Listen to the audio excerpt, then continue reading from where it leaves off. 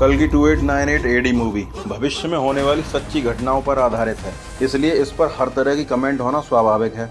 कल्कि नाम है भगवान विष्णु के उस अवतार का जो कलयुग को खत्म करने के लिए लिया जाएगा, जिसकी भविष्यवाणी हिंदू धर्म के कई ग्रंथों में स्पष्टता से की गई है। फिर भी इस फिल्म में इधर उधर की मनगढ़ंत बातों को जोड़ दिया गया है। सच्ची कहानी की बात की जाए तो सबसे पहले भविष्यवाणी में यह बताया गया है कि कल्कि अवतार का जन्म ब्राह्मण परिवार में होगा। उनके माता पिता श्री विष्णु, यशा और सुमति नाम के होंगे। फिल्म में माता का नाम सही बताया गया है, पर लैब में गर्भ को स्थापित करना गलत है।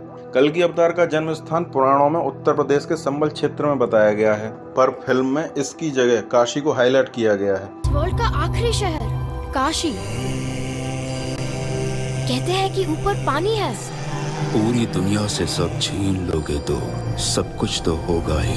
काशी के विषय में यदि कहा जाए तो यह सही है कि काशी केवल भारत का ही नहीं, पूरे संसार का सबसे पहला और सबसे पुराना नगर है, जो कि अंत तक रहेगा, क्योंकि इसकी रक्षा भगवान शंकर स्वयं कर रहे हैं। यह पूरी काशी उनके त्रिशूल पर टिकी हुई है। प्रलय आने पर भी भगवान शंकर अपने त्रिशूल से काशी को ऊपर करके उसकी रक्षा करते रहेंगे। विनाश तो होगा, पर इतना नहीं होगा कि केवल काशी ही बचेगी, और भी बहुत सी जगह सुरक्षित रहेंगी। अश्वत्थामा के विषय में बात की जाए तो महाभारत काल में सोते हुए पांडव पुत्रों को मारने के महापाप के कारण श्री कृष्ण ने मृत्यु न होने का उसे श्राप दिया था। तुम्हें मृत्यु का भय नहीं है ना अश्वत्थामा?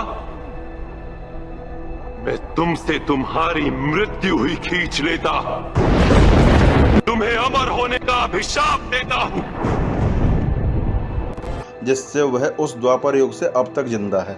पर आपकी जानकारी के लिए बता दूं कि अब अश्वत्थामा किसी और सजा को नहीं भोग रहा, क्योंकि उसने जो पाप किया था उसका प्रायश्चित रामेश्वरम में धनुषकोडी तीर्थ में रहते हुए भगवान शंकर की पूजा करके उनकी कृपा से अपने आप को वह पाप मुक्त कर चुका है।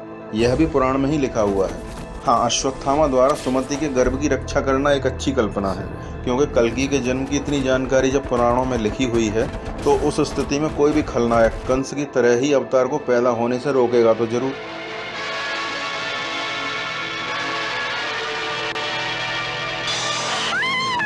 फिल्म में कर्ण की भूमिका का या उसके पुनर्जन्म का कोई मतलब नहीं बनता, क्योंकि अश्वत्थामा की तरह ही उससे भी एक युग पहले त्रेता युग के भगवान शंकर के अवतार हनुमान जी, रावण के भाई विभीषण, सुग्रीव के मंत्री मयंद जैसे और भी लोग चिरंजीवी हैं।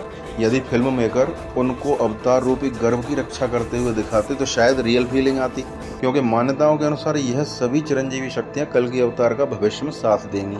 शायद दूसरे भाग में इन सभी की भूमिका को दिखाया जाए, हम तो यही आशा करेंगे।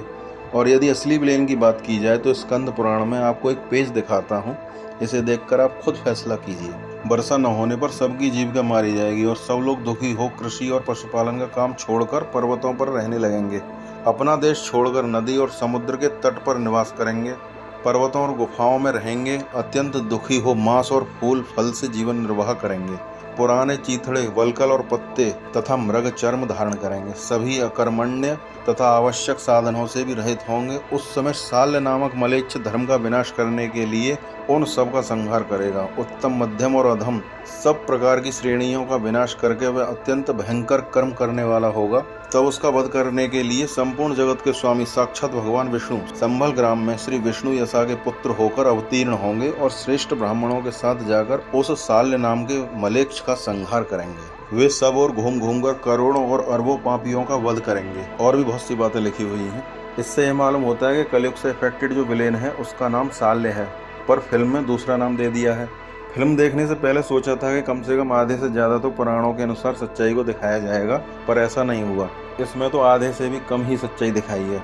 मनोरंजन के हिसाब से कल्पना करना ठीक होता है, पर सच्चाई ये मालूम होते हुए भी कोई इतने बड़े बजट की फिल्म बनाते हुए इतिहास को आधार बनाकर अपने हिसाब से जोड़ तोड़ करता है तो वह कितना ठीक होता है, यह आप कमेंट करके जरूर बताएं।